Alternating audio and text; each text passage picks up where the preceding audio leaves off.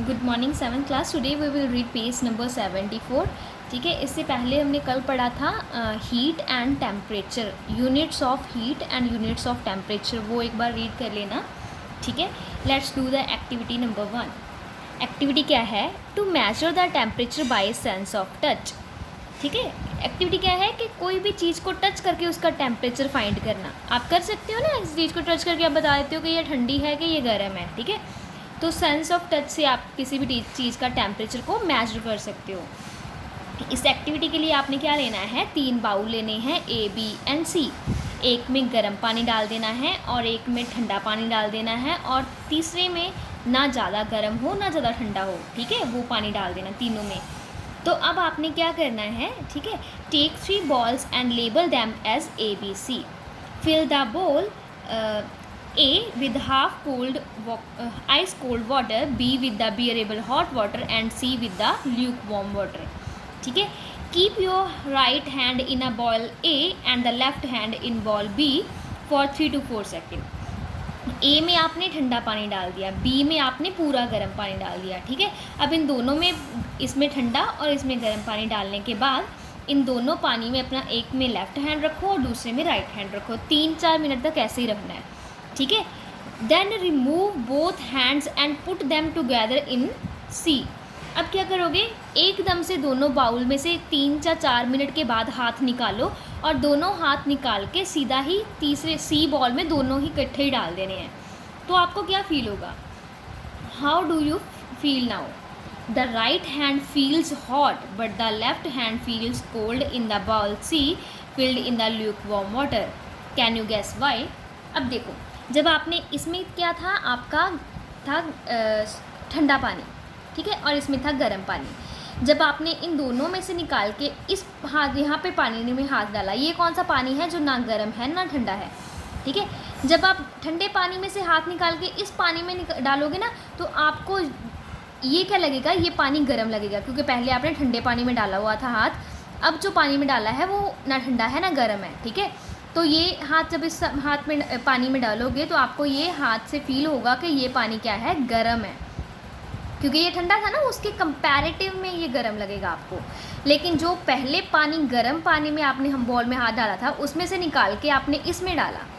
ठीक है, अब जो ये वाला हाथ है वो इस बाउल में जब जाएगा तो इस हाथ को ये पहले पानी बहुत गर्म लग रहा था, लेकिन ये पानी जो है ना ठंडा है ना गर्म है।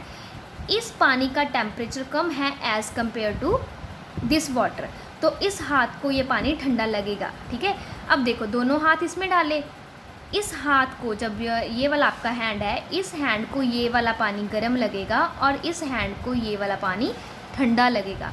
क्यों? ऐसा क्यों होता है? Earlier your right hand was in cold water, क्योंकि शुरू में आपका ये वाला हाथ ठंडे पानी में था। जब आपने इस पानी में डाला तो क्या था? कंपैरिजन होता है यहाँ पे। कंपैरिजन होने के बाद ये ठंडा था, ये ठंडे से जब इसमें डाला तो क्या है, आपको पानी, इस हाथ को पानी गर्म फील होगा। लेकिन जो लेफ़्ट वाला हैंड था जो पहले गर्म में था, उसको जब इस पानी में डाला तो ये पानी का टेम्परेचर कम है एज़ कम्पेयर टू दिस, तो आपके ये वाले हाथ को ये पानी ठंडा लगेगा, लेकिन इस हाथ को ये पानी गर्म लगेगा। तो इसका क्या मतलब है कि कोई भी चीज़ ठंडी या गर्म क्या होती है, आप रिलेटिवली आप बोलोगे कि इसके कंपैरेटिव ये चीज़ ठंडी है, इसके कंपैरेटिव ये चीज़ गर्म है। दो चीज़ों का कंपैरिजन करके आप उसको गर्म ठंडा बताते हो। ठीक है, नेक्स्ट आ गया ordinary. We distinguish hot bodies from cold ones by the sense of touch, but our sense of temperature by touch is not always correct. Therefore measurement of temperature by our sense of touch cannot be done correctly, so we require an instrument, the thermometer, to measure the temperature। अब देखो, हाथ से लगाया, यही पानी है, इस हाथ को ये पानी गर्म लग रहा है, इस हाथ को ये पानी ठंडा लग रहा है। तो क्या है, जो आपका सेंस है, ठीक है, हाथ है, स्किन है, वो टेम्परेचर के बारे में थोड़ा बहुत तो आपको अंदाज़ा लगा देगी कि गर्म है कि ठंडा है, लेकिन एक्यूरेट कोई एग्जैक्ट टेम्परेचर की वैल्यू नहीं बता सकती आपकी स्किन। तो उस टेम्परेचर की एग्जैक्ट वैल्यू को फाइंड करने के लिए आप एक इंस्ट्रूमेंट यूज़ करते हो, जिसको आप क्या बोलते हो? थर्मोमीटर। ठीक है, तो थर्मोमीटर में बढ़ते हैं। We have learned about thermometer in the previous class. आपने 6th क्लास में थर्मोमीटर के बारे में पढ़ा होगा। We commonly use mercury thermometer in laboratories. हमारी जो लेबॉर्ट्रीज़ में वो होते हैं थर्मामीटर होते हैं, वो कौन से होते हैं? मर्करी थर्मामीटर होते हैं।